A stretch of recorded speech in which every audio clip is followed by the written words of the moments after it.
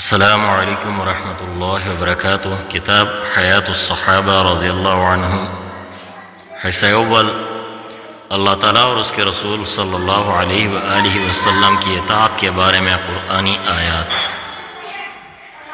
الحمدللہ رب العالمین الرحمن الرحیم مالک یوم الدین، ایاک نعبد و ایاک نستعین، اہدنا الصراط المستقیم، صراط الذین انعمت علیہم غیر المغضوب علیہم ولا الضالین، آمین۔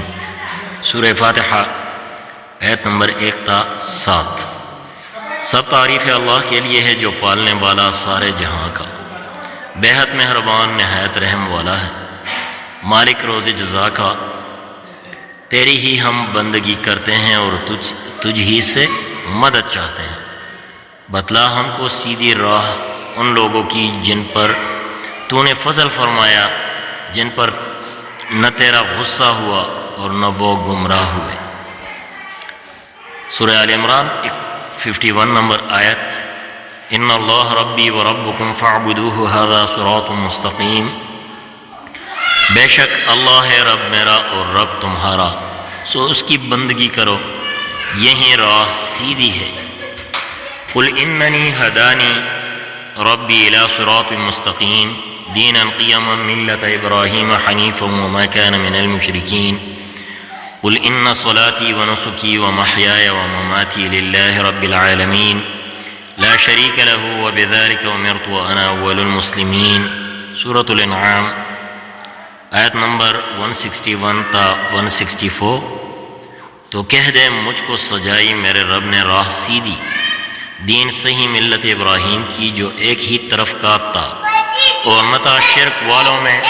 تو کہہ کہ میری نماز اور میری قربانی اور میرا جینا اور میرا مرنا اللہ کے لیے ہے، جو پالنے والا سارے جہاں کا ہے، کوئی نہیں اس کا شریک، اور یہی مجھ کو حکم ہوا، اور میں سب سے پہلے فرمان بردار ہوں۔ اللہ تعالیٰ ہم سب کو اس پر عمل کرنے کی توفیق عطا فرمائے۔ اللہ تعالیٰ ہم سب کو سیدھی راہ پر چلنے کی توفیق نصیب فرمائے، آمین ثم آمین۔ دعا میں یاد رکھے، اللہ تعالیٰ آپ سب کو ہمیشہ سلامت رکھے، اللہ تعالیٰ آپ سب کو دنیاوی مصیبتوں سے محفوظ رکھے، خوش رہیں، آباد رہیں۔ مجھے بھی دعاؤں میں یاد رکھیں۔ دیجیے اجازت، انشاءاللہ ملتے ہیں نیکسٹ ویڈیو میں۔ دیجیے اجازت، السلام علیکم ورحمۃ اللہ وبرکاتہ۔ جزاکم اللہ خیرا کثیرا۔